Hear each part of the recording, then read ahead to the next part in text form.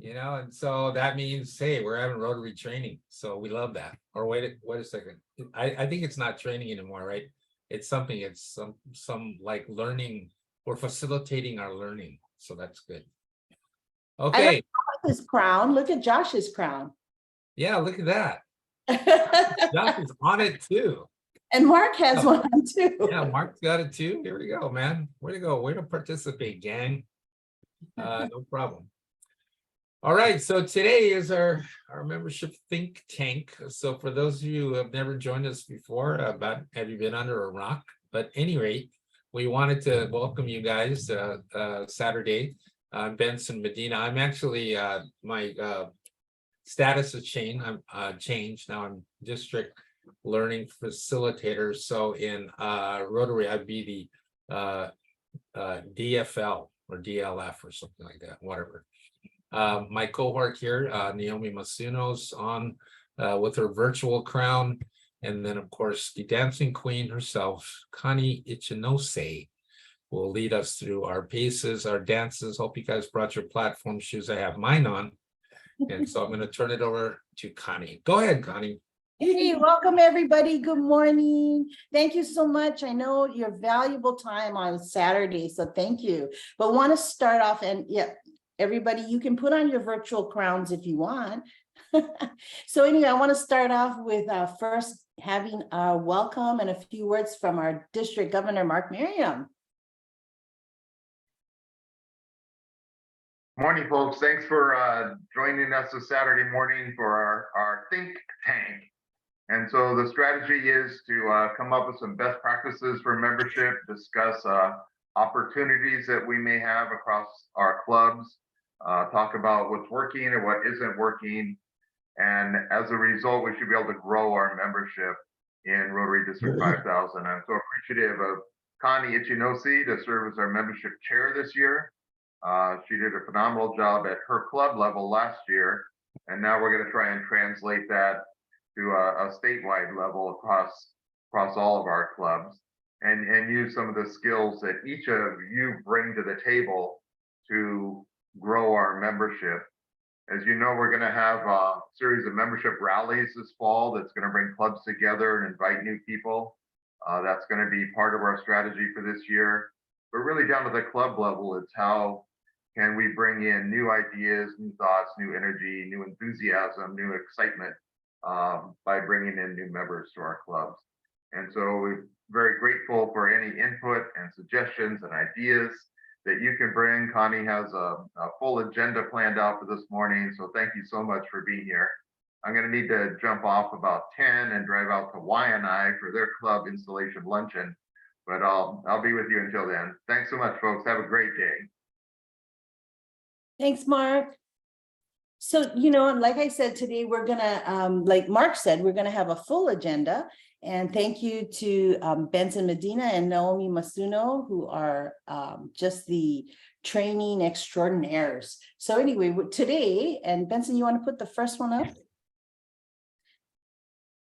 We're going to talk about, well, we want to try to express to you do you guys all know that the district has a membership committee?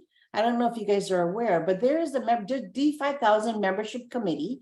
And we want to let you know kind of what we do and how we can help clubs and in all areas. But then what we're going to talk about today, we're going to briefly talk about each one, is the Trinity. And you guys know the Trinity for membership is attraction, retention. It's supposed to be actually attraction, engagement, and retention of members. So those three things are what membership revolves around. And we're also going to touch on club culture and meetings, new markets, and strategic planning. So those things are all all part of membership. And actually membership kind of, it encompasses everything within our club. So everything is so important. So we want to start off first with you're what is your new title, Benson? It's not district trainer anymore. Learning resource person, Benson Medina, is going to talk about how to do a strategic plan. Okay, Benson?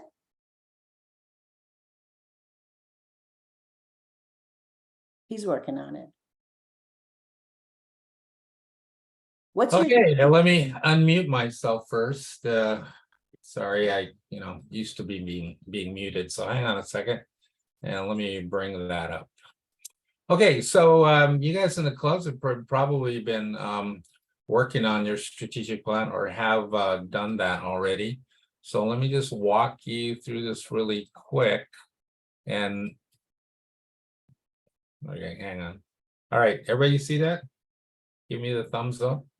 All right, hang on, because I can't always see you guys. Okay. All right, so here's strategic planning and why this is important, right? Okay, so first of all over the world right now, there are Rotary clubs putting together strategic plans or talking about strategic plans, because without a plan, can't really go anywhere, right? Okay, and most clubs, they're gonna set goals, and some of them, a lot of them will achieve them, and a lot of them won't. And there's reasons why people are successful at this or not successful at this. All right, clubs that are successful, they have a system of habits that have been developed over time. They have developed infrastructure in their clubs so that they have systems to help achieve these plans. Okay, now these systems, the habits, they are part of the identity the club has, or the club uses to see itself, right? So if you're the club that does a particular type of fundraiser, you're the club that does dictionaries, you're the club that cleans up the highway in your area, these kinds of habits of things that you do create an identity for your club. Okay, and so basically when we put together a strategic plan, we're trying to just answer some really simple questions, right? Who are we? What are we known for? What have we done? What do we want people to know about us? What kind of people do we want to attract? And it's pretty simple. And if you join us when we do our Vibrant Clubs workshop every March, it's basically these questions that we address to start putting together the strategic plan for your club. Okay, goals obviously are a really important thing. And by now, I mean, most of you in your clubs have already put your goals into My Rotary, so that you're able to see that, you're able to track them. That will help you create this guideline going forward. Okay, so you can put together like a simple plan. I know some people are really intimidated when they talk about strategic planning, because they think, now we're going to have to hire a consultant and bring them in so that we can do a strategic plan. But it's as simple as, what do we want to do, right? Where, how are we going to do it? Who is going to do it? And when do we want to complete it? So you can, if your board hasn't put together one, you could take these 4 questions and you can put them together just based on that, right? Now, a strategic plan, it's a dynamic document. It's not something like I would go to some clubs and they said, oh, no, we did a strategic plan 5 years ago. It's in Bob's desk right now, but it's a dynamic thing, like a business plan. And it's always, changing and being updated based upon what's happening in your club. Strategic plan is simply just a roadmap to set out what's direction you're going to go and how you're going to do it. Like I said, it's a dynamic document, like a business plan. It's something that needs to be looked at frequently. Okay, so monitoring the strategic plan, and we're going to talk about this in a couple of weeks when we have board training. It should be the main function of your club board. So when your club board is meeting, one of the first things they should do, or they should do in every meeting, is like, all right, let's take a look at the strategic plan, and are we still online with it? Are we still going in the right direction? We're still trying to achieve the things that we set out at the beginning of the year, right? Okay, so you make adjustments as you go. Focus on your system or habits. Like like I said, most clubs have systems in which they have committees, they have people set up that do specific things to help make the achievement of goals a lot easier. Okay, use the strategic plan and your calendar to guide and drive your club. because those two things working in concert together will help move along things a lot easier for your club, because you'll have a direction, and then it's that plan and then the calendar together that helps to engage your club members as they make activities for the year. Okay, any questions about that? I'll stop sharing, and there's somebody in the waiting room. Any questions about that? That's just kind of the 30,000-foot view, and I can see by the people that are on the screen a pretty experienced group here. So I'm assuming everybody over here has a plan or is working on a strategic plan, or at least wants to have one. We want to add anything to that? Naomi, Mark, any of you guys that have been around want to add anything on to that? Well, Benson, I think we had a template for membership. Yeah, so having a plan for the membership committee to do a strategic plan just for membership on attracting, it was the 4 priorities. So maybe we can share that template.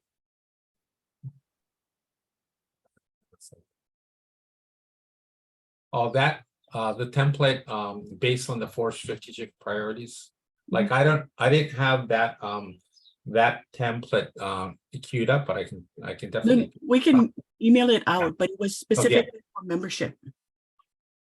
Okay.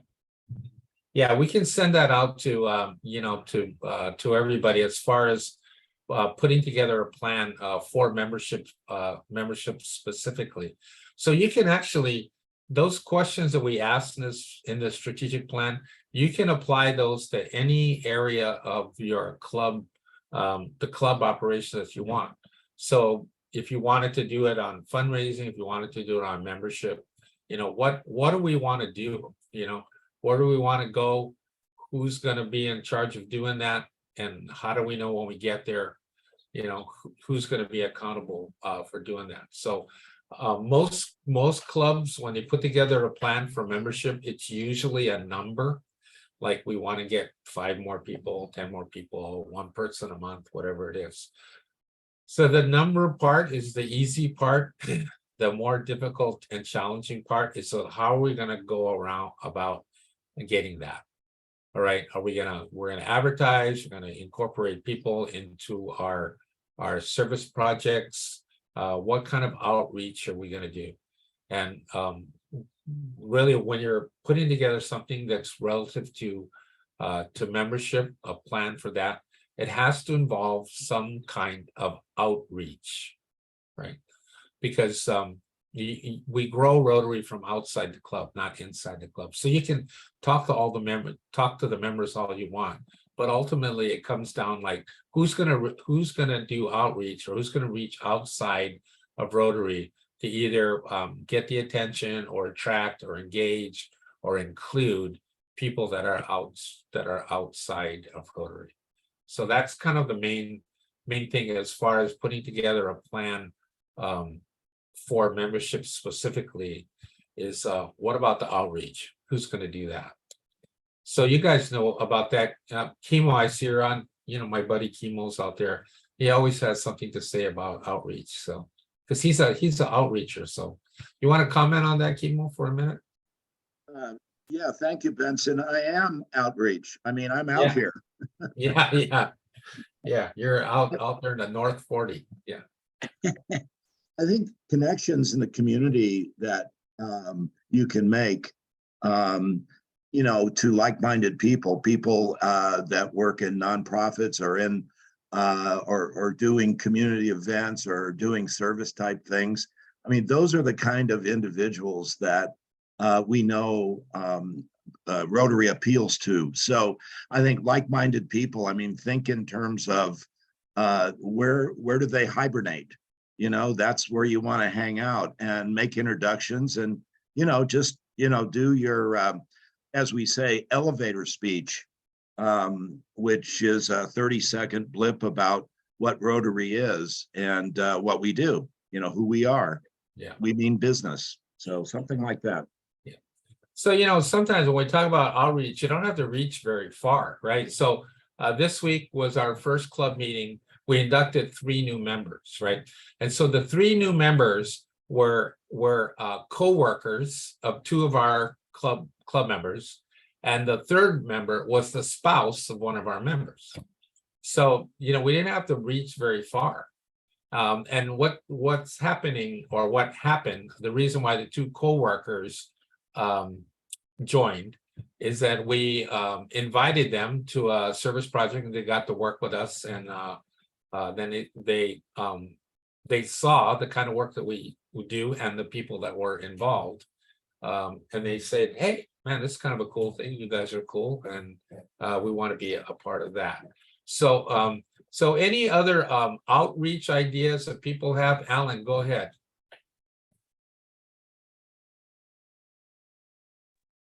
Okay, as you all well know, I'm from a small club, so we do a lot of joint work with other clubs like Metro, Alamana, Sunrise.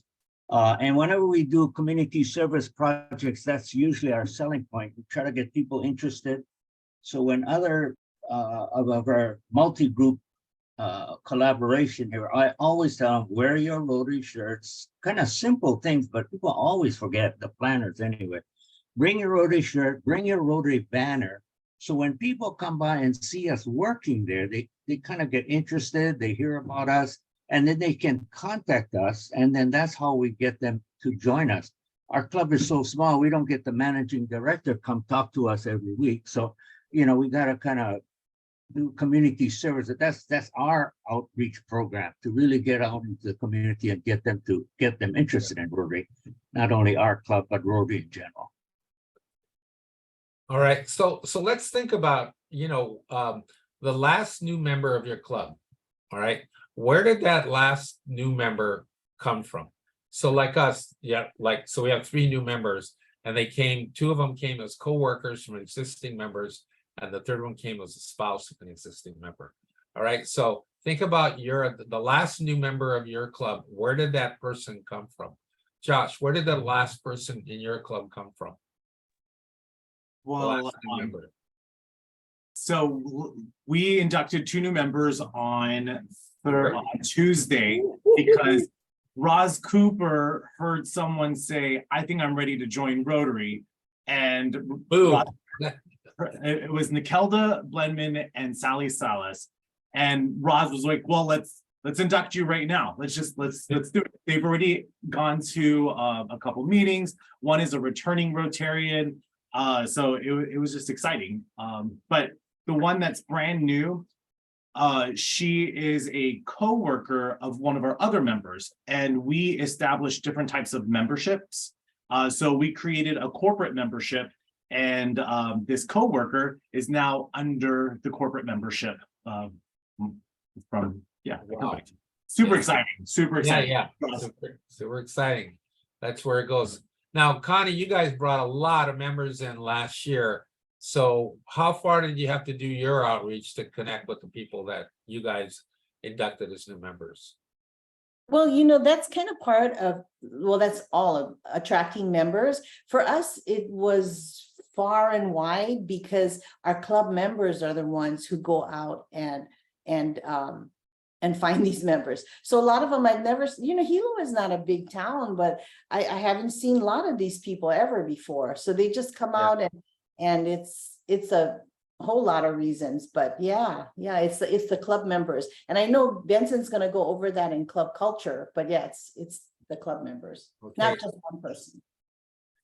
Well, I know my brother Larson's in Rotary now, and he's in Sandy's club. So Sandy, tell us how you bent his arm so that he'll join. You know, we've been trying to get Larson, but what it was, you know how through Rotary we selected Kumu Melina. She was our guest speaker and also worked with her project. Because Larson works very closely with Kumu, it was because of that relationship that he started looking at Rotary, and he's joined us. And now we're neighbors, Benson. You know, Larson is just such a great contributor. We're having good fun with him.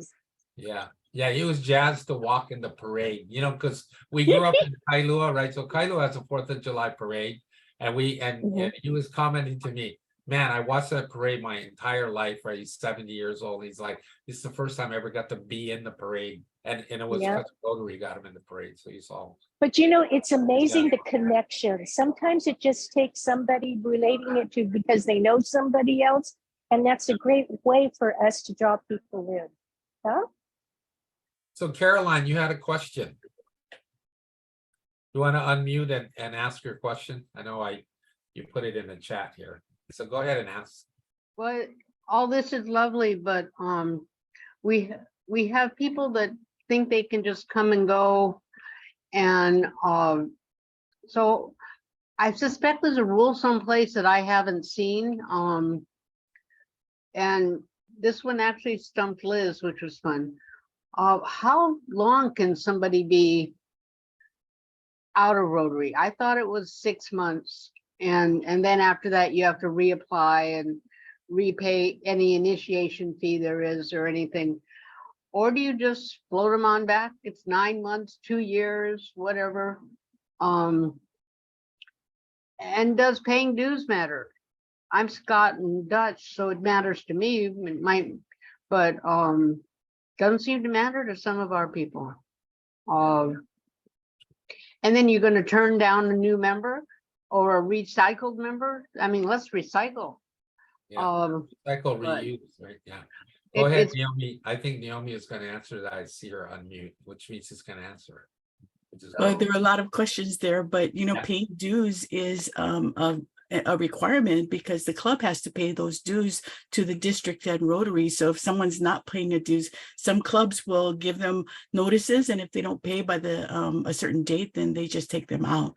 So you know, if they're not going to meetings, they're not paying dues, they're not engaged, and so that is not necessarily a member that fits.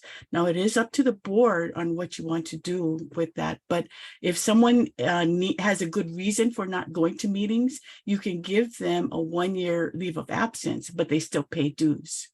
So because we're involved with friendships, and there's a lovely story Sandy told about friendships with a Kumu who's now a member of the club, and that worked. This friendship's not working so well. well, And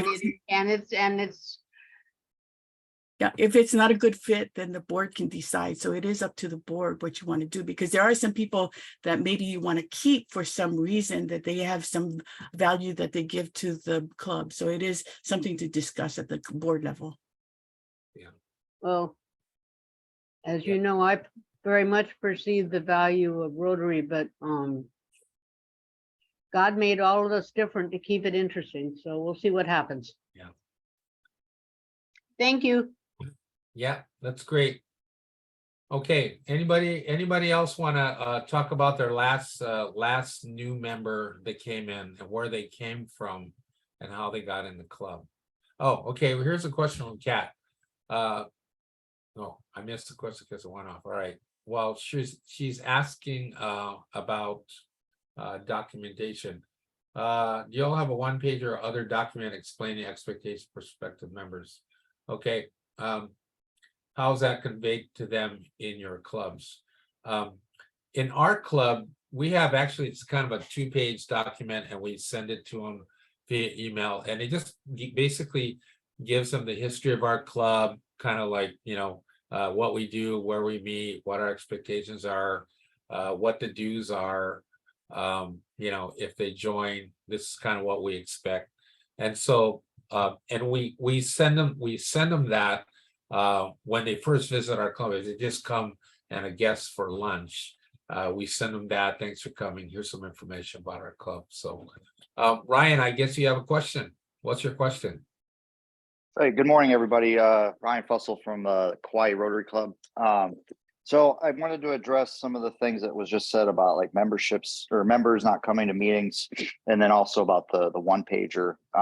Something that I started in Indiana and bringing over here is a basically like a sponsorship program for new members. So it's not related to like the sponsor that brings them to the club. It's a different person altogether, and then they explain expectations of the club, get them involved with like the history of Rotary and what the club does, and you know, kind of talk about the leadership aspects of it before they even become a member. So that way that the member understands exactly what's expected of them. They understand what they can expect from the club. And then that helps keep them engaged. And then that sponsorship then allows them to find out what they're interested in, what they could be productive in, whether it's a committee or a community project that you all do. And I think that'll help solve some of the issues that we face as clubs with bringing in new members. Because traditionally we lose them in about 6 months anyway, unless we keep them engaged and keep them excited. And then I do have a one-pager somewhere in an email from Indiana that I can send out. If you want to send me some emails, or if there's a district email you want me to send it to, and we can spit it out that way. Okay, Ryan, put your email in the chat, and I'll go ahead and communicate with you. You can send it over to me. So I want to I'll flip it over to Connie right now. So we're going to talk a little bit about attraction, then we're going to go into breakout groups. So go ahead, Connie. Thanks, Ryan. Thanks, great comments, and thank you, Benson.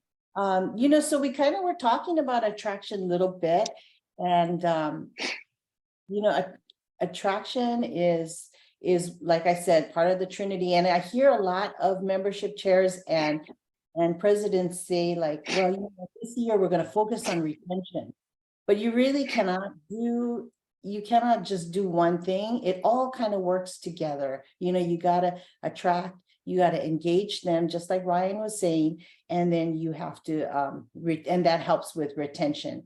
So, you know, as far as attraction goes, I just want to share with you a little bit. Our club last year brought in 47 new members. And, you know, it is a lot. It's a lot, and it was crazy. But honestly, you know, when we go out into the breakout rooms, you'll hear a lot of great ideas and stuff.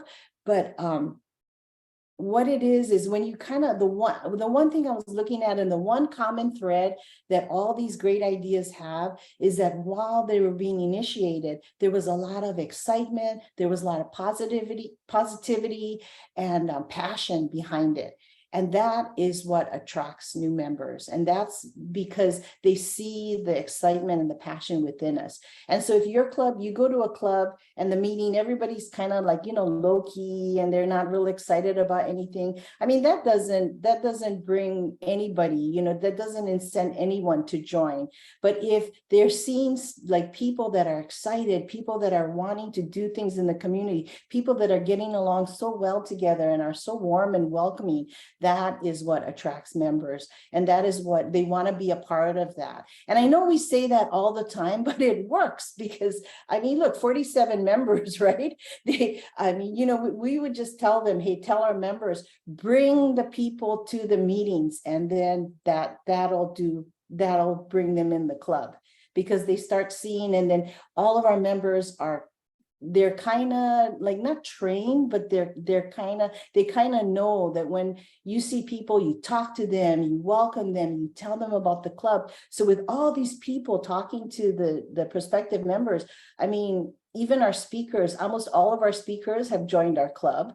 And, you know, the prospective members that come, we don't even have to ask them. They go and ask the person that invited them, like, how can I be a part of this?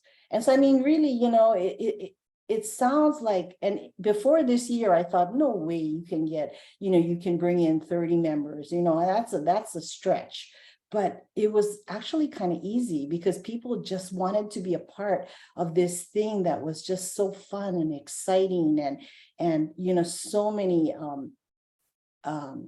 projects, and then of course the satellite club that we started really helped too. So these are things, and we're going to go out into the breakout room. But you know, like I mentioned, that the district has a district membership committee.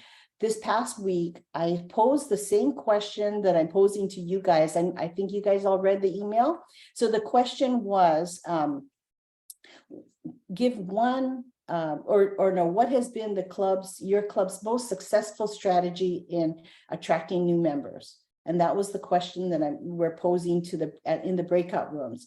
And so I posed this question, the same question, to the district membership committee and asked them, what would you guys do? And we got a lot of great answers. And a lot of it was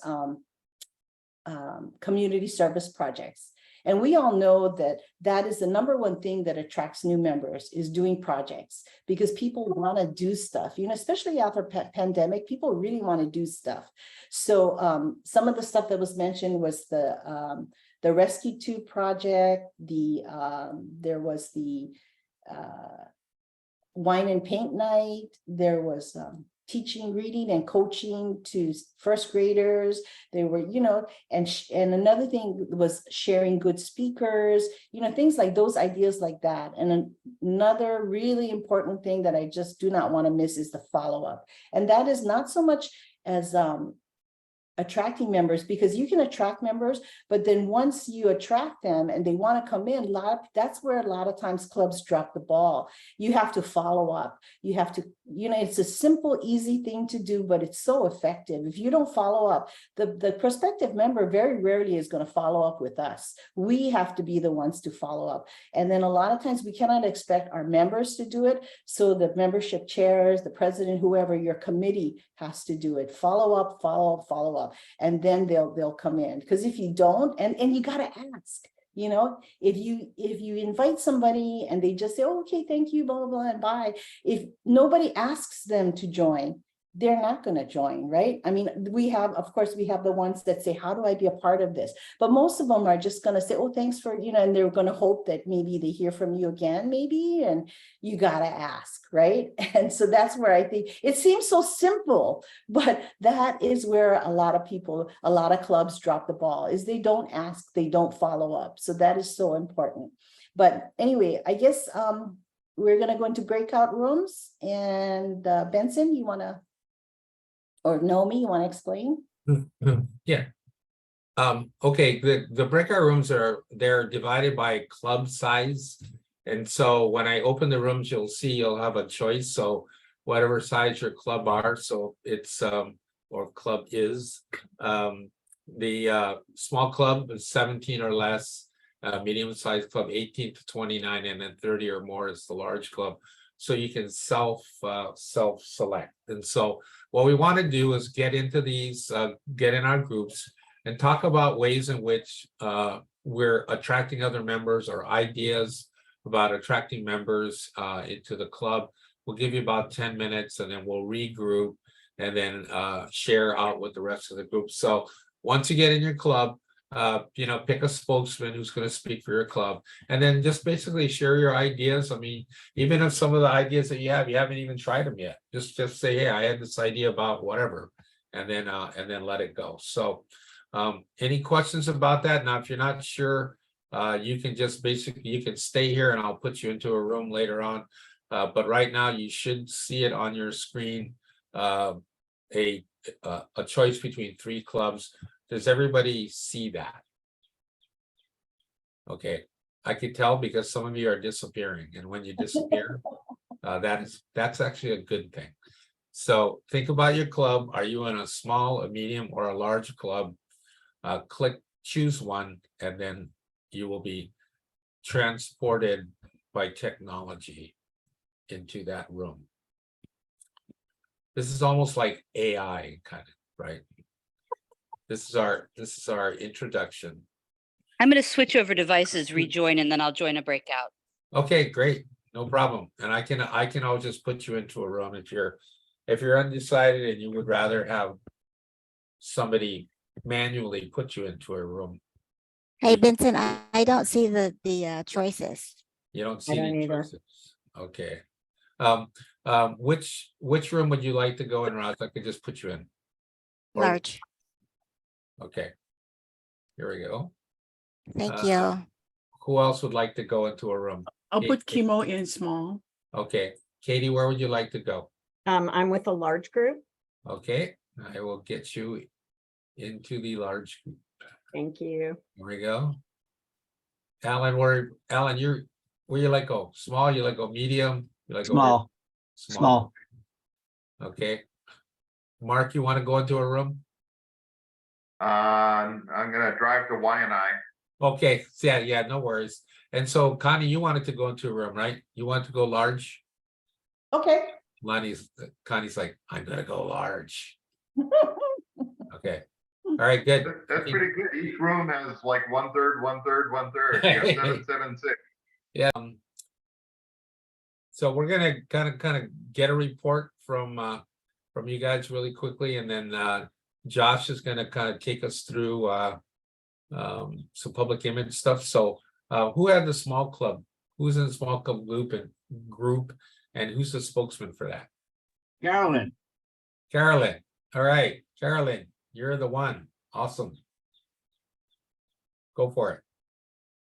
Okay, Alan, you owe me. I apologize, everyone. I have a cough and I asked to beg out of this, so if I cough, I'm sorry. Basically, it was the fact that, or the thought process that membership is a two-step process. You get them in, they get involved, they come to a meeting and they start being interested because you're an incredible group of people, and who wouldn't have fun with you? And then you have somebody else meet with the person and see why they want to be Rotarians and kind of cinch the deal, hand over whatever paperwork. But don't have it just be a one-person relationship. Have it be that there are more than one person, that there is more than one person making the contacts and informing them. Alan and I have been around the block a few times, so we have a pretty good idea of what's supposed to happen. But we have a lot of really enthusiastic young new members. And so we can help to get people down the right track. Sorry.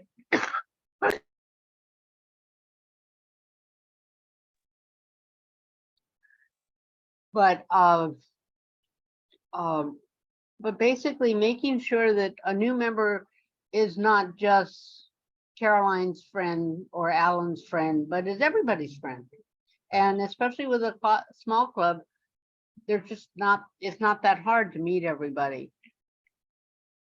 How? Okay, thank you. Very good. Connie, were you clapping or are you swatting flies away? Okay, so who had the medium club group? Anyone? Should I just randomly choose somebody?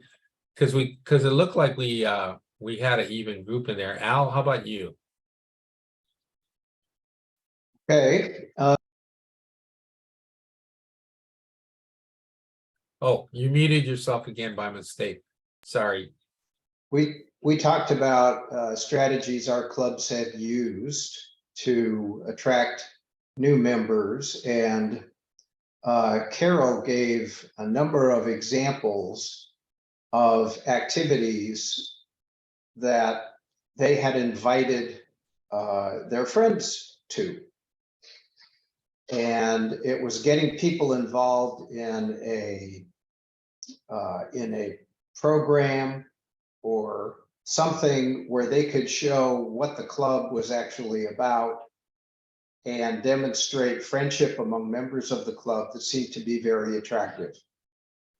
We spent a little bit of time talking about diversity, and that were clubs consciously trying to become diverse, or was it kind of an unconscious process? We were going after anybody that would be willing to join us. There had been rules in the past that I wasn't aware of how many individuals in a given industry could be part of a club. Mm-hmm. And I didn't know that, and it hadn't occurred to me that we would limit people who wanted to join based on what their position was. But I have also heard in the past that we did have in our club some people who were competing in it, and it didn't turn out too well. So I guess there was some rationale for that, but we're not doing that in our club and not doing it anywhere that I know of. Anybody want to add to that, Carol or Josh? Okay, that's great. Now, really appreciate that. Okay, and so who had the large club group and who wants to talk? I mean, somebody other than Connie. I have it. Okay, good. Go for it. Okay, yeah, it was very, very interesting to hear the different ideas that the clubs have. El Moana Club, for example, Conrad could talk for days about what they're doing and the process they're using. And even with that and the programs that they have, they're still looking at ways to get members. One of the things he said, they would say that the board could agree on, say, 3 members, and then the club say, no, we're going to go for 5, and you work toward the engagement portion of it, or going out and recruiting those members and getting them involved that way. So he had a lot of examples that was going on with Ala Moana. Gina from Honolulu Sunrise, who's been a member since July, said that their club, she's the secretary actually, and it lacks service events, but they're working on fixing that and having more service events. And the projects probably would be working with other groups in the AG area. So we were very, very happy and enthused with Gina being a member since July, but then we found out it was last July, which is still great that she's so involved and giving of her time, even to take on the role of secretary. And as we know, that can be a very taxing role as it's in itself. Then West Honolulu, they have young members, and they too had I think it was the notion, they heard about the fact that Rotary was only allowing so many people in categories, and that was a long time ago. And the reason why is because Rotary was formed by attorneys, and every attorney joined Rotary, and now you had a slew of attorneys and nobody else. So then Rotary said, hey, we have to open this up and allow other people to become part of Rotary. So if you had, say, 5 attorneys, you can't bring it anymore. Try somebody else. Go expand your reach and bring in other organizations, other corporations. So it was great discussions that we had, and good information, even for me, from my club, to carry forward. So thanks, guys. Great, Roz. So, hey, we've got some questions in the chat, and what I'm going to do is kind of defer them to a little bit later, so we can kind of stay in our schedule. But Al had a question, about satellite clubs, and Kat had a question about voting for members. So we'll address those kind of at the end. But for right now, we have the head of our public image group here, Josh Laguana, and Josh is going to talk a little bit about attracting members through social media. Josh, take it away. Thank you. Hey there, everyone. I'm Josh Laguana, and I'm excited to be a part of Rotary here in Hawaii, where we are shaping a brighter future. Rotary is all about people coming together to make a real difference in our communities. We're not just talking about change, we're talking about action. We're promoting peace and economic development, tackling issues like disease prevention, water sanitation, and maternal and child health. We're supporting education and taking care of our environment.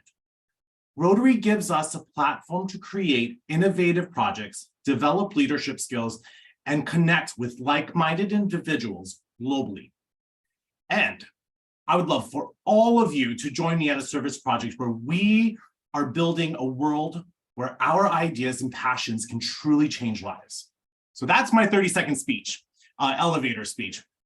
And I encourage each of you to come up with one that can have your voice and have your why, because each member in your club is part of public image. You are the representative, and public image can impact your membership by recruiting and by keeping people in. So having fun meetings is extremely important.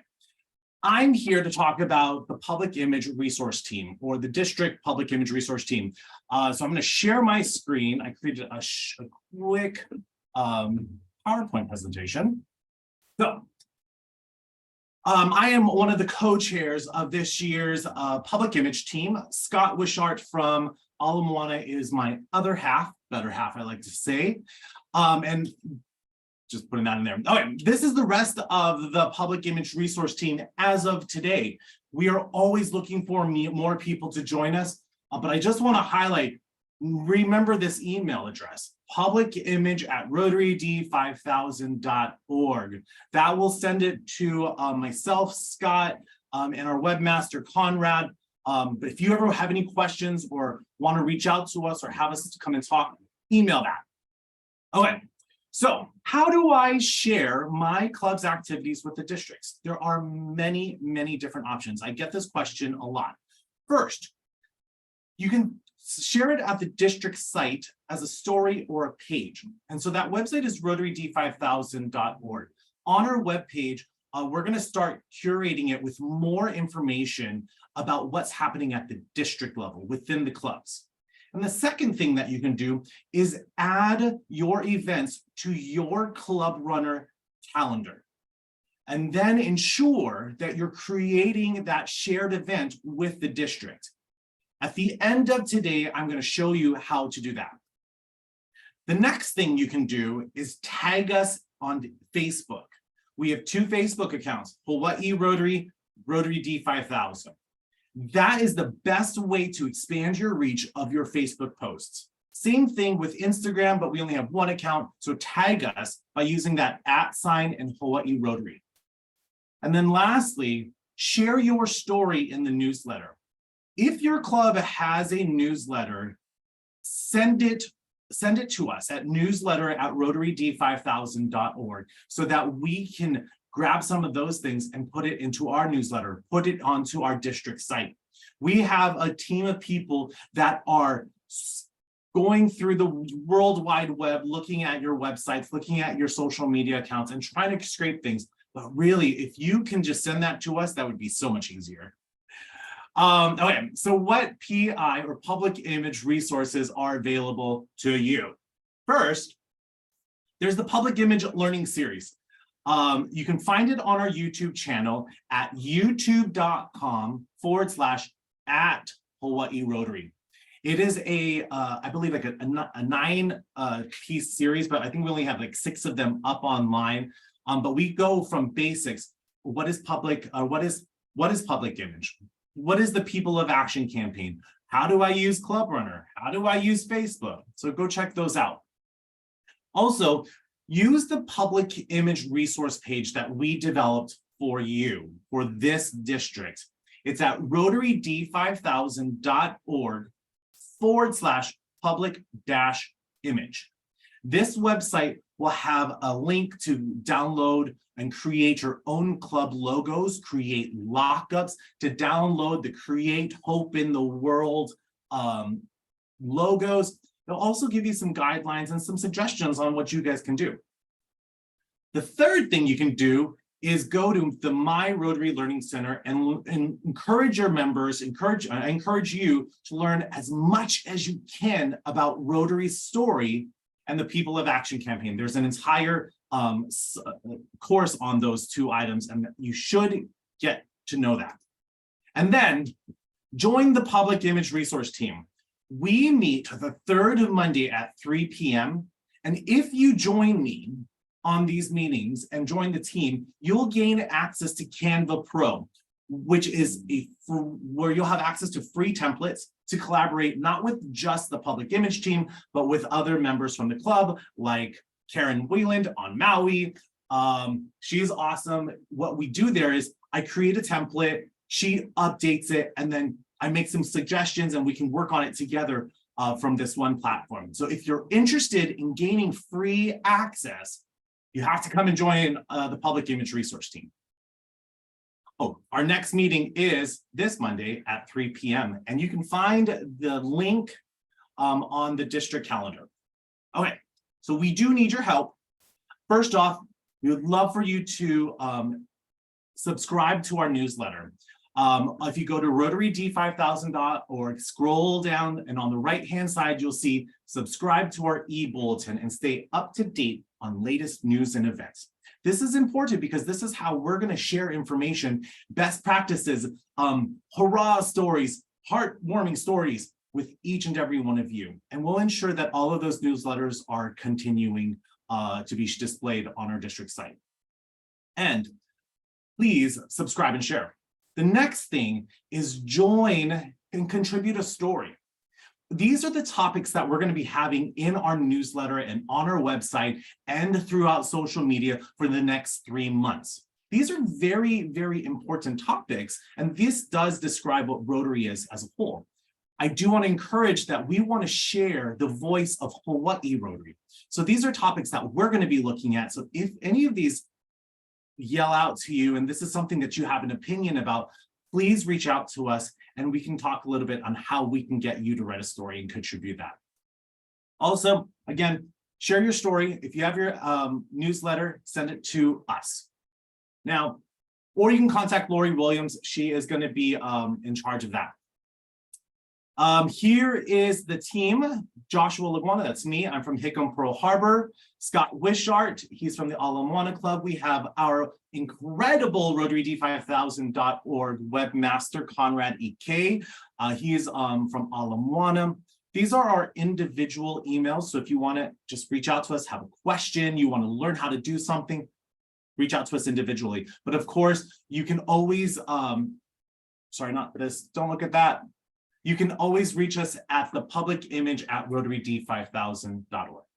And as I said, we're going to show you how to create an event and share it with the district site. Because if you put it onto the district site, what's going to happen is it's going to show up on people's calendars that subscribe to it. It's also going to show up on our district homepage. It's going to show up in the district newsletters.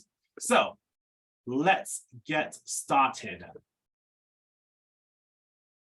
Any questions while I'm bringing this up? And I'm not looking at the chat, so you're going to have to say something. Kat, I have a question, Kat's got Josh. a question. Go ahead, Yes, Kat. Yeah.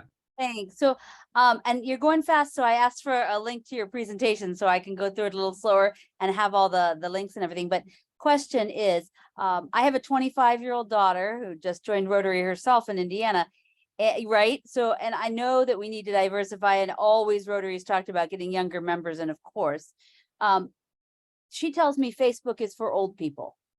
So in order to reach her age group, are we also doing all of this on Instagram?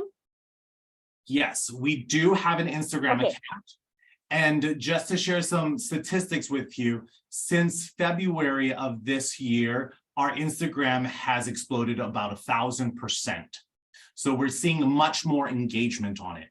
And what we do is we have people like Ted Fagel, we have people like Al over here, Jay over here, who's posting things on their own accounts and sharing it with the district so that we could reshare it. I was very fortunate enough this past Wednesday, to speak at Honolulu City Council. And I was able to post that on our club's website, but then also tag Hawaii Rotary, and it's now being replayed in Australia, in Brazil, in Europe. So it's really exciting that you can expand your reach just by resharing it. Thank you. Yes, it just seems like the methods of sharing are generational, right? So we Yes. have our oldest generation who really still may prefer paper newsletters, right? And then you have my generation who's gotten into the Facebook thing, right? And then you have the younger generation who is all about the Instagram and LinkedIn and other things, right? So just hopefully I can be mindful of all those things when I'm thinking about it. Yeah. And that's very important to understand. It's like, who is your audience? So one of our public image learning series things we're talking about is understanding who your audience is and what is the best way to communicate with them. So if you are trying to target a younger audience, you may want to look at Instagram. If you're trying to do a more professional audience, you may choose LinkedIn. So just kind of putting it out there. But great question. Thank you, Kat. Josh. Yeah. Hey, Josh, Frank had a question about TikTok. Yes. Okay. So TikTok has a huge following with people between the ages or up to the ages of 24. They are a great audience. That is where a lot of trends are being set that you can then see follow through in Instagram and Facebook. The district does not have a TikTok account. However, if your club does have one and you want to reshare a video from there, just download it and send it to the public image team, and we can share that on our Instagram page. You know, I just have to say personally, that I'm a TikTok person, and of course it figures out the stuff that because I mean I'm not watching music videos, but the stuff that I'm watching interesting to me. So I think there's a certain element of the older generation that has access, that is looking at TikTok. I don't know if anybody else on the screen looks at it. I got it simply because my grandkids said, "Grandpa, you need to be on TikTok," and I actually thought it was a breath mint. And so I said, no, I don't think I need one. So anyway, I think that avenue is great. And Josh and his team are just killing it, just knocking it out of the park. So, our social media, public image is super important. So Naomi, I see you're unmuted. That means you want to say something. Well, we were going to take a break right now, but maybe we should go straight through since we're a little behind. We wanted to do a breakout on fun activities to attract. So moving from attracting to retaining and club culture. Can I just do one last thing? I just wanted to show everyone on how to share their events to the district site, because that was probably the #1 question that we received in the last 2 weeks. Is that okay if we just spend 2 minutes on that? Yeah, sure. Go ahead. Go ahead. I'll combine. Thank you so much. Okay, so I'm going to share my screen right now. So I am on my club's website right here. So when you create an event, you're going to go into the member area. And this is, if you don't see all of this, it's maybe you don't have the right access. Talk to your club president or your club's webmaster to get that up to date. You're going to go to events, and then you're going to go to event planner. Once you are in here, you're going to see a list of all of your events. What you want to do is, of course, create that event, but I'm going to go into one that I already created. And I'm going to go into the edit details portion. This is where I will go ahead and set the details of my event, upload an image, set the location. But then scrolling at the bottom, you have all these options. Show event and homepage, that's on your website. Show event and calendar, that's on your club's calendar. Scrolling down, you want to show event and district calendar. If you put that there, it is going to show up on here on the home screen of the club's district's website. All the way to the left-hand side, you'll see the district calendar and all of those events. And this will stay up to date. And when we send out bulletins, newsletters, this stuff will also be here broken out by areas. Thank you very much, everyone. If you have any questions, you guys have my email address. Feel free to reach out. And I hope to see a lot of you on Monday at 3 p.m. So thank you very much. Okay, Josh, as always, killing it. That's great. Thanks, but appreciate it. Yeah, does everybody wish like whatever Josh drinks in the morning, that you can have a cup of that so that you can have the energy Josh has? Great. Okay, so here's what I'm going to do. We're gonna I have actually 2 sections to talk about. One is retaining members, and then creating club culture. I'm going to combine them into one because we can do that. We're going to do a breakout group to come up with ideas about those 2 areas. And then we're going to come back and Naomi's going to finish us up with, value added, value proposition, different types of clubs and all of that. Okay, this section is super simple. It's 4 things, right? And you could even write them down if you wanted to remember them, all right? So membership, part of membership is not just attracting and getting new members. We all want to do that. We'd all love to have 47 new members. And even if you're able to bring in that many members, the issue really in every Rotary Club everywhere, all over the entire planet, is the number of people that we bring in is usually equal to the number of people who leave Rotary. And that's an issue. So what they say, that what the statistics say, is that 80% of the people that join Rotary today will be gone in 3 years. Absorb that one now, right? 80% of the people that join Rotary today will be gone in 3 years, right? So 80, if we follow those statistics right? 80% of the 47 people that Connie's club brought in last year will be gone within 3 years. All right, so why did they go? Which is something we need to look at. On the flip side of that, why do people stay? Why do people stay in Rotary? So I'm looking at the screen right here, and a lot of you that are on the screen, you're Rotary lifers, right? And when you get into your breakout group, that's what you want to talk about. You want to talk about, all right, how did I get in Rotary? Why am I still here? What is it that keeps me here? All right. And the number one thing that we know keeps people in Rotary is they have a good club experience. And so what does that mean? What does a good club experience mean? First, it means that they connect, right? They connect to three things.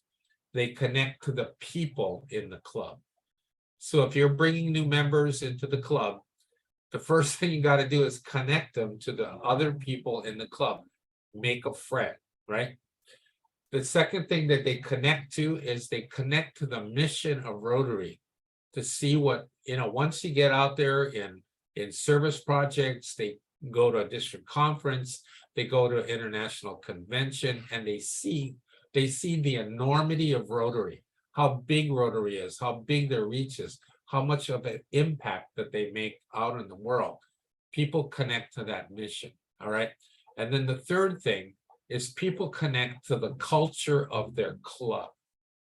Okay, so what is the culture of your club?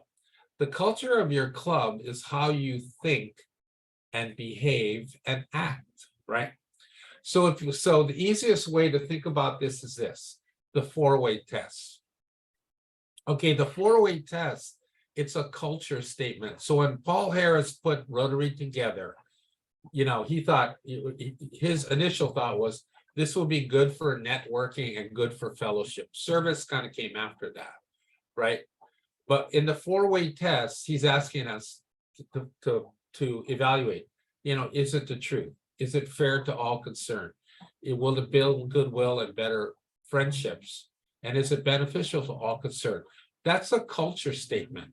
That's a statement that says, this is how we need to behave.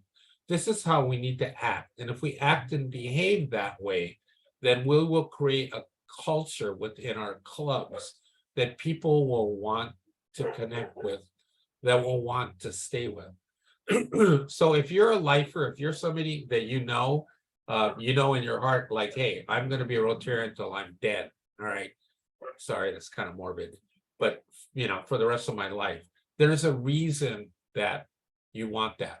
And so for me, that I've made the connection to the people here, right? So the quality of the people that I've come across with since I've been in Rotary, and I haven't been in Rotary that long, almost 10 years now.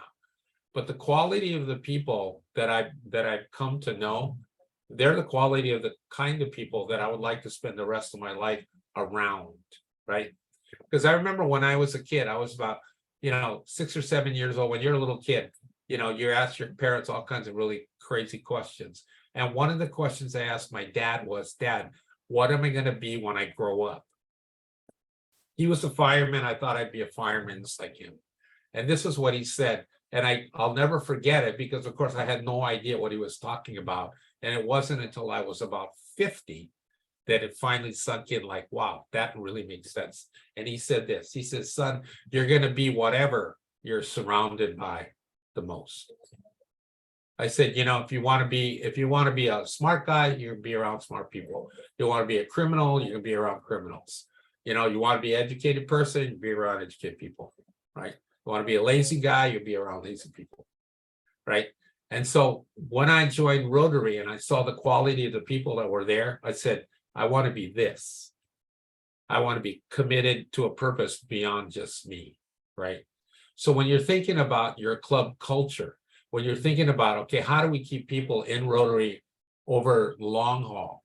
We got to present opportunities for them to connect. Remember, connect to the mission, connect to the people, and connect to the club culture. Because all of those together is that club experience that Rotary is talking about, right? People stay because they have a positive club experience. Okay. So now we're gonna go out. Anybody want to add anything to that? Anybody want to comment on anything? Naomi, you want to add anything to that before we go into breakouts? Oh, good. All right. So that makes it simple. All right. So now let's see how many we have here. 22. Naomi, you want to set up like maybe 4 groups of 5 or, small groups so everybody have a chance to talk. Okay. So here's the point of our breakout, right? All right. So how do we get people to connect to the culture of the club? How do we get people to connect to the mission? How do we get people to connect to the people, like right away, right off the bat? And how do we improve this club experience that Rotary talks about that makes them basically lifers, right? Now, I always say people have a Rotary like a lifespan, right? And some it's a short lifespan and some it's a really long lifespan. And it's really based upon their perception and their experience within that club. So, okay. So if we're ready to go, Naomi, we're ready to go, which is going to be 5 random or 4 random groups, and everybody will have a chance to go in there. But talk about, okay, how do we improve those things? What are some ideas we can come up with within our club to improve our club experience, to get people to connect to the mission, get people to connect to the people, and to improve our club culture. All right, because that's the key thing in retaining people. All right, so go for it, and we'll do a little breakout for about 10 minutes, and then we'll come back. Choose a spokesperson in your group, and then we'll come back and have a conversation, and then we'll be taking it to the end after that. Okay, there we go. Is that to tap into what each member, whether new or not, what they are passionate about, what their vocation is, and tapping into that to make them, feel a part of the group, right? So a good example, before Gina even had spoken, I knew that she was a very organized person. She looked like the person would be wants things in order, right? So we would create an event or something, a class or vacation around what she's passionate about, so that we know that she'll come back and she'll want to be a part of that. And so that is one of the things to help retain members, to make sure they're always included and inclusive. Mentioned about people, wanting to sell things, to your club. So don't invite them to speak. Those things are necessary, but you don't have to invite those people to speak. One of the structures in our club that we did is every member had to do a vocation. It gave them the opportunity to share what they're passionate about, what they're interested in. And then as a club, we tapped into that. So like someone was interested in foster care, they spoke about that. Then as a club, we will go out and support a foster care program. Right, because that's the interest to the club. Mine was homelessness and feeding the homeless, and every month we do that. Once a month, we go out and we feed the homeless. It's a passion of mine as a member of the club, but then it became a passion of everybody else because we saw the benefit of doing community service, of blooming where we are planted. So I think that's the kind of things we cover, unless I missed something. So, anybody else from our club? Our group? That's great, Carol. Thanks a lot. Always good to hear your voice. Okay, Connie, who's speaking for your group? How about Jay? How about you? Did you guys pick a spokesperson? Yeah, we did Connie, but she said you wouldn't let her talk. Yeah, well, you can only take so much of Connie. Okay, so we were talking about Am I on the right page? Yes. Have all notes here, so I have to be sure. You know, getting to know you, get to know your members, which is important. We talked about making them fun, you know, having games or something at the meetings. They were talking about 3 things we don't know about the members, and you know, hand it in on a piece of paper, and the president will pull a tab and say, okay, and have to guess who it is, guess baby pictures and things like that. To reach out to the members not attending, find out why. Do they need a ride? Is there a reason that they're not attending? And that's we've been trying to do that also. They were talking about, as opposed to being chairs, they're team leaders. And I believe that was something you put up, Benson, a while ago. And I'm trying to do it for our club, but that everyone joins a team so that it's not one person who's the membership chair, it's the membership team, it's the community service team, and so forth. Someone mentioned to make the fun, you know, lighten up with laughter at a meeting. You know, when people at a club start laughing and enjoying themselves, and then to find out, ask a member and go around, I guess is what it was saying, what does Rotary mean to me? You know, that's an important thing. What does it mean to everyone? It means something different to everyone. A little bit different, probably quite a bit the same. And no, that was the rest. Trying to think, I know I missed stuff here. But Connie can help me out. She's got a memory. Jay, thank you. You know, please don't take my comments about Connie seriously. Oh, no. Yeah, because secretly I'm in love with Connie, but I can't say that in public. But okay. Okay, so who's doing group? Can I add? Yeah, you can. Go ahead, Connie. Now that I got permission to talk from Benson. All right, go ahead. Go So for the it. stuff that Jay was talking about too, those are things you can do at your meeting. Those were suggestions from the group, the breakout group. So you can lighten up with laughter. I think that was Conrad's club. And what they're gonna do is have someone have a committee and someone in charge, and someone come up every week and do like a funny story or a joke. It only takes a couple minutes. And then I think, yeah, I think that was the only thing you missed, but and then what I think they're doing also is for the team leaders, they're trying to intentionally recruit the newer members on their team so that they get them engaged right away. So yeah, that's all. I just have to stick my 2 cents in there. You guys are great. And the one last thing is, you know, our club, we have the 4-way test, but in our club, we do the 5th one. Is it fun? Yes. Have fun. Fun is good. Okay, so group 3, you know, Kat, I see you were in that group.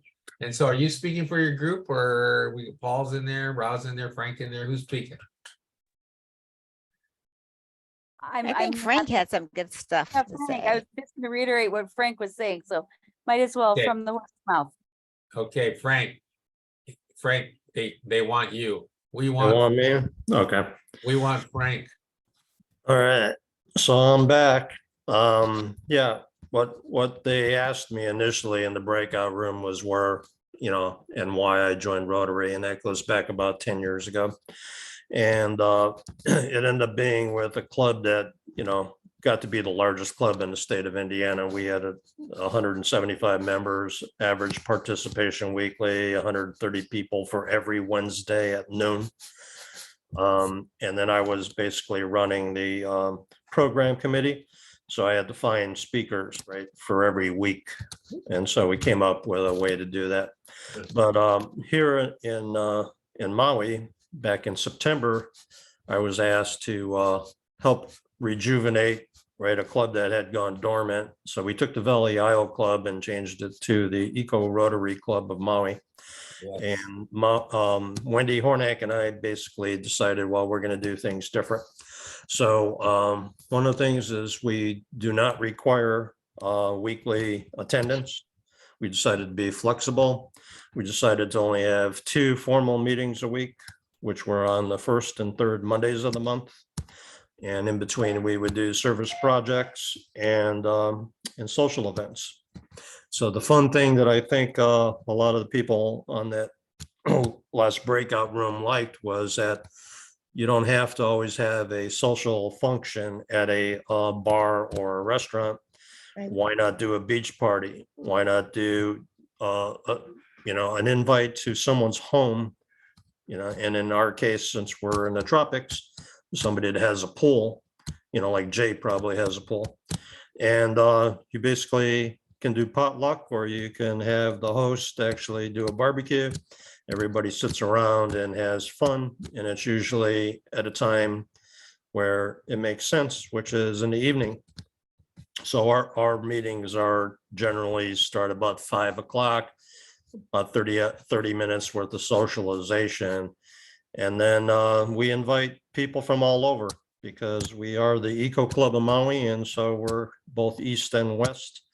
And so my tour of duty ended in June, and Maile Suwasato is our new president. And I decided that I would come on board as the membership chair and help her to, potentially grow to, maybe double what we currently have as membership. All right, that's great. Very, really inspiring. I'm actually going to be there on Monday to speak to your club, so that's great. Really looking forward to it. So you're the guest speaker, huh? Yeah, I'm the guy, I guess. So no So- problem. Yeah, we'll so- make it fun. So why don't we do a little demo of TikTok while you're there, since you're a TikTok user? Yeah. Boy, that's always been my dream, is to be on TikTok. So, all right, so I'm gonna take it over to our last group. Glenn, who's speaking for you guys? Is it you, Glenn? No, it's actually going to be Ryan. Ryan, okay, go for it, Ryan. So as I told the group, I'm the president for our club this year, but I'm also an Army recruiter. Oh, So wow, awesome. recruiting and retention and all that great stuff is right up in my wheelhouse. So something that we're starting at my club, as I talked about earlier, is that onboarding process, the sponsorship program. And I think that's really where retention starts. If we do a good job on onboarding our new members, or speaking about Rotary to our potential members, where retention issues are going to start to go away. I'm also working on transparency, and I think I cut out. Can anyone hear me? Yeah, you're good. We can hear you. Okay, perfect. Sorry. Yeah. Been having internet issues here. So I think with that, your retention issues will start to solve themselves, especially if you're transparent with what they should expect from the club, and then what you expect from them as members. I've also started I'm calling my presidential calendar. So it's basically an Outlook calendar I'm sharing with the club members, and encouraging them to add events to my calendar that they would like to see me or other club members at, so that I can get to know my club and my members, and then the club can also then jump in and get to know them. It's kind of like, show me what you value, and then I learn about you, right? So I'm really excited for that, and the club seemed really receptive of that calendar. But I think the onboarding process is how we fix our retention issues in Rotary. And then we also talked too about, if we have members that don't show up to meetings, going to their house, don't just send them a text or an email. I don't want to say that's the lazy man's way of doing business, but that's the easy way to do it. When you show up, I think that shows that we're really interested and we do care. So showing up and finding out what's going on. And if it's just a personality issue that you have within the club, maybe try to get them to go to another club, so that at least Rotary retains these people, instead of them just falling off because they don't want to be in that one club anymore, and maybe they feel like they're gonna cause issues by trying to join a different club because of a personality conflict. Great point, Ryan. Thank you. Boy, that was really, really great. Some good insights, some good ideas. So you guys had a chance to jot them down. All right, I'm gonna pass the ball over to Naomi now. Is going to talk a little bit about value added, other types of clubs, et cetera, and she'll kind of take us to the end here. Go ahead, Naomi. Ryan, really great ideas and exactly what I have in my slideshow about value added experience for the members and that sense of belonging. And people join for one reason and they may stay for another reason. So when you think about why they join or what's keeping them there, instead of thinking about attrition, think about your value proposition. What's in it for them? What are they getting out of it? So Rotary did a survey of the Rotary members, and they did change it from Rotarians in their documents to Rotary members because Rotaractors are now actually a type of membership as well. But this is what people said. Our Rotary members around the world said the club experience matters more than anything else. And this is what Benson talked about, club meetings, the confidence in the leadership, being satisfied with what they're doing with club service, in finding friends. So they want to feel that they're belong to this organization, which is this is an amazing organization. So the biggest threat is disengagement. And so that's what Ryan talked about. How do you engage members in Rotary so that they stay with Rotary? How do we represent the community that we are in? So do you have a group of people that are not in your club that maybe they would be good members because they're in your communities? So they found in this survey that people learn about Rotary and stay because most times it's an acquaintance. A small number of people will join because they saw it on social media or they went to an event. But take advantage of that small group of people that come to you, because then you can engage with them and show them that they can get something out of Rotary, and they can find a place to belong and get something out of Rotary. But what happens if they don't find what you have? So what is the value that your club has to offer? Is it the friendship? Is it the project? Sometimes it's they just want a place to observe because they want to just feel like they're a part of the group. But what happens if they still don't feel part of the group because they can't make it downtown anymore, find parking and go to a lunch meeting? So think about some other types of clubs. So there was a question about, can a small club form a satellite? Sure. We have a small club who has a satellite because they had a group of people who wanted to meet in the evening at a bar and just socialize. So that's possible. So you have a group of people that, they can't meet anymore for lunch. And they've got 8 people, they can form a satellite club and meet at a different time, different location, different format of the club. I visited the Rotary Club of Hanoi in March, and their meeting was 9 a.m. on Sunday in a lounge, and they just got their own coffee, and that was their meeting. So what about having a group on Saturday or Sunday afternoon where everybody brings their family and the kids play with each other, or maybe you can help them do studying for school or do an educational thing. Think of different ways that maybe can fulfill that niche, that need that people are looking for.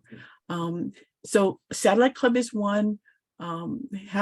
Starting a new club. So say your community can support two or 3 clubs, and the community maybe can support a lunch club where you're meeting in the evening. Maybe the lunch club or the breakfast club can have business members, and they have a business topic and a speaker, and they network with each other. So there's room if there's a need for other types of clubs, different formats on your club meetings. You don't have to do the Pledge of Allegiance. There are different ways that you can make it fun, make it more meaning for people, make it hybrid. So sometimes you do 2 meetings a month, 2 hybrid meetings. So you do it on Zoom, or maybe 2 meetings would be a project. So think about how you can be flexible and give people what they want and still be a club that is functioning and vibrant. So Rotary has a lot of other avenues that you can give value. There are fellowships, action groups, and I'm going to stop sharing right here because Nancy Cabral is in the house. And Nancy is our vocational, well, she was our vocational chair, and she knows a lot about fellowship. So Nancy, tell us more how we can give value to members. Thank you. Thank you. Well, I don't know a whole lot about fellowship and Rotary as much as there is out there to know, but I do know that fellowship is somewhat what Rotary is all about. You know, I mean, if we didn't want to go do a community service project together, we could do it on our own in some cases.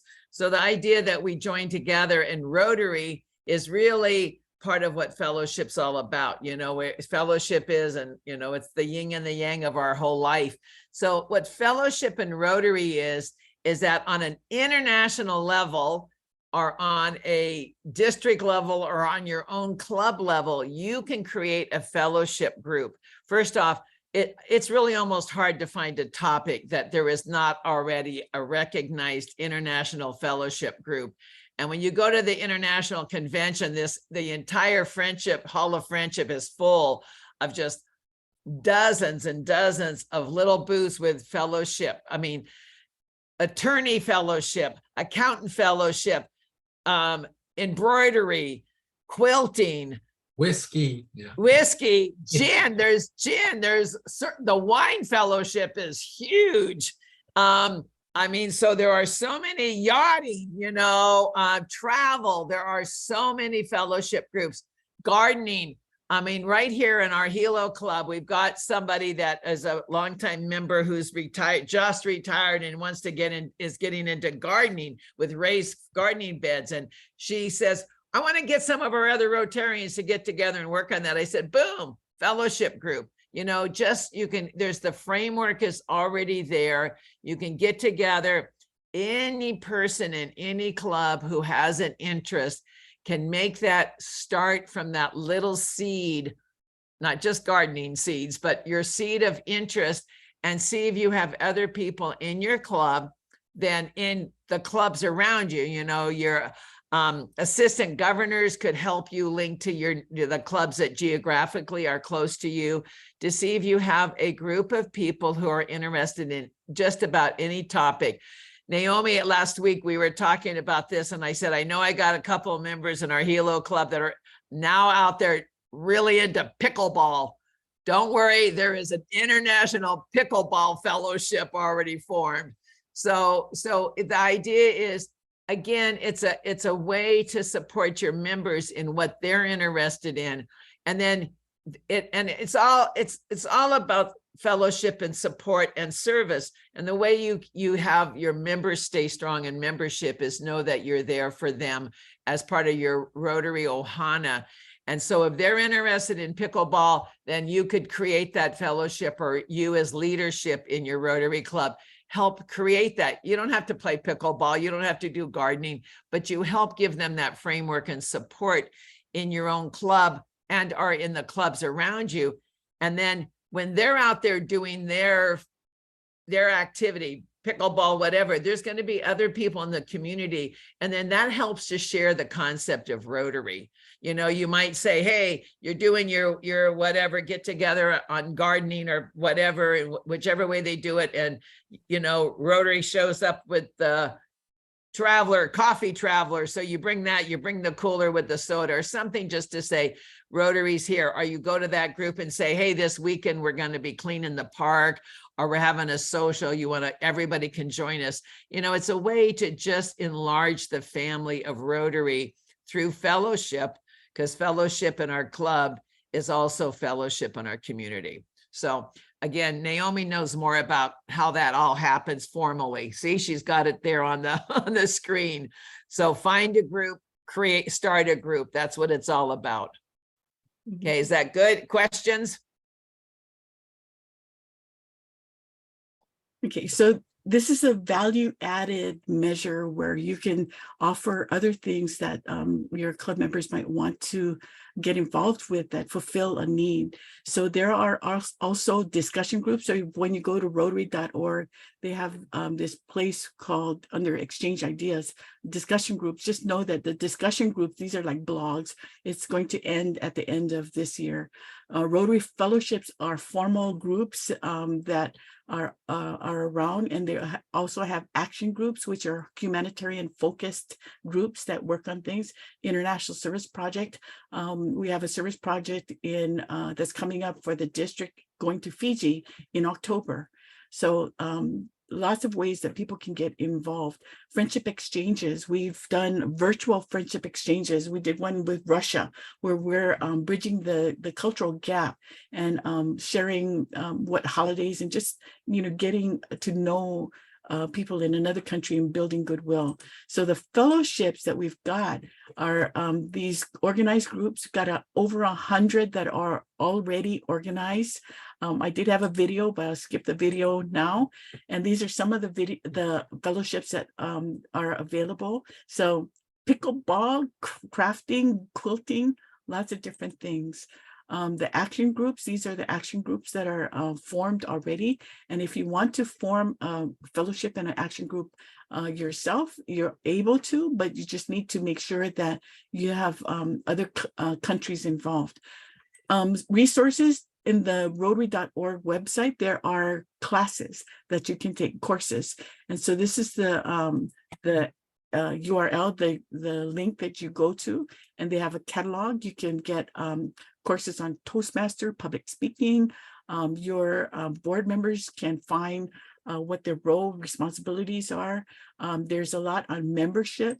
So for membership, there is a page for reference that you can find information about satellite clubs or planning or surveys that you want to do for your club. Lots of information on the rotary.org website. So the question about satellite clubs, you can find information about satellite clubs. And yes, they are, all of those members are members of the mother club, and you need 8 to start a satellite club. And then hopefully they grow to 20 and then they can form another club.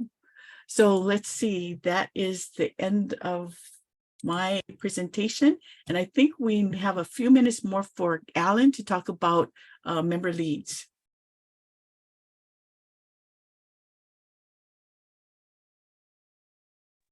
Okay, is it my turn?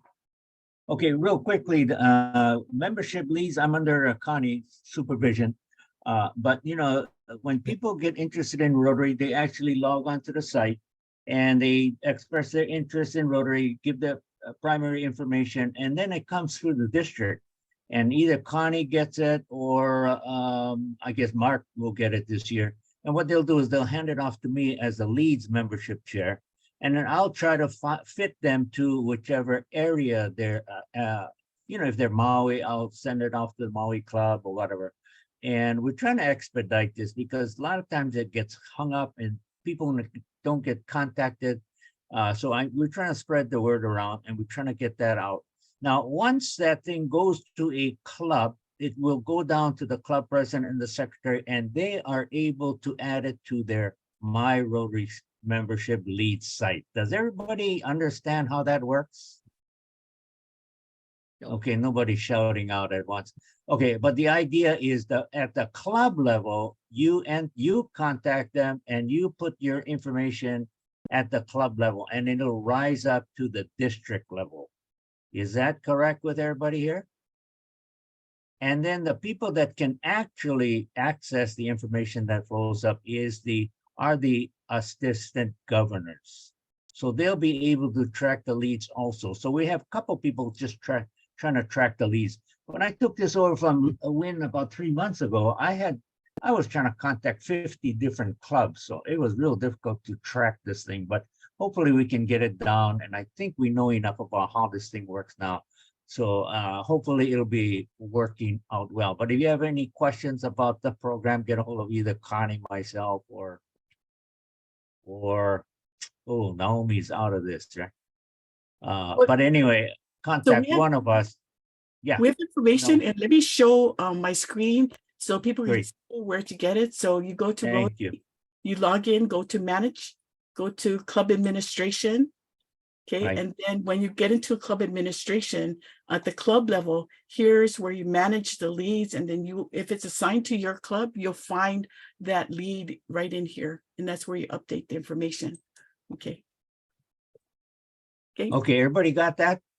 It's under My Rotary and it's under, you just gotta search for membership leads. Okay, and all that information of the lead will come to you, and then you can add comments to that. And please put your initials, so if I need to contact you or find out what's going on, at least I know who who actually entered that information. Thank you so Connie, much. you have anything else? Go ahead. Yeah, I do. Thank you so much. So, this kind of training is so quick and you're not going to probably get like a whole lot of details on it, especially like something like membership leads. So what we plan to do is have membership meetings for you guys once a month. So it's going to be the third Wednesdays. This is presidents, membership chairs, and anybody on your committee, membership committee can come as well. Third Wednesdays from 7 to 8. And I'll send out all the information to you. And what I would love for you guys to do is to email me if there's anything you want to get more information on, like say it might be member leads. So we will have probably the first meeting, we'll go over member leads in more detail, share screen, and then Alan can go through and show you exactly how to put in and how to edit. So that makes it a lot easier because, the way Naomi did it, if you're real techie, you can do it, but it's hard for me, it's hard to remember. I have to actually go through it slowly. So something like that. Or another thing would be if you want to have more information on different membership types, like how to start like spouse memberships or corporate memberships, and how to get new members in bunches, which really helps. And that would be like a corporate membership program. And what we're really trying to work on this year are new clubs. And that's what Naomi was talking about, satellite clubs, because we truly believe that that's the way we're going to grow clubs and grow the district is through new clubs. Because, like what was shared today, and you guys all know this, you put in one leaves, you put in two or three leave. And so this is why we're kind of stagnant. And so what we need is kind of something that is more to excite the district. And that would be like cause-based clubs and things like that, satellite clubs and new clubs. And that's how we're going to do it. So please look out for that email and let me know, what kind of stuff you guys want to talk about, learn about, and we can go into more depth in the meetings. It's 1 hour. So even if it's just one subject that takes 1 hour to talk about, we can do that too. So it's your meeting. Okay. But thank you so much. And Benson and Naomi, you guys are so awesome. And I got to tell you guys, the crown wasn't because I thought I'm a queen. It wasn't that at all. Benson and Naomi are asking me, what kind of song should we play in the beginning? And they're doing like Rocky or We Are Family, all this kind of stuff. And so they said, what do you think? And I said, my son was like doing MMA fighting. And then his first, match, he actually decided to have a match. So we went, and it's like a whole different world because you're standing in line and all these people with tattoos and piercings. And I'm like, whoa, okay. And all this huge, the ring girls and all that holding the signs and all these, the walkout songs are all gangsta kind, all that kind of stuff. And then my son's song, when he comes out, is Dancing Queen. So everybody was laughing and screaming, and nobody probably remembers his match, but everybody remembers he's the Dancing Queen fighter. That's the only reason we did that. Anyway, thank you, everybody. All right. Well, thanks everybody for spending a couple hours with us. We know that you have lots of choices and things that you can do, but use the information, the exchange we had today to put a plan together for yourself and your club so that not only can you get more members, but keep the ones that you already have. So we're available if you need help, assistance, questions. But thanks again and have a good weekend. We'll see you a couple of weeks from now. We're going to do board training. So thanks a lot. Take care. Stop the recording. Thank you. Yes.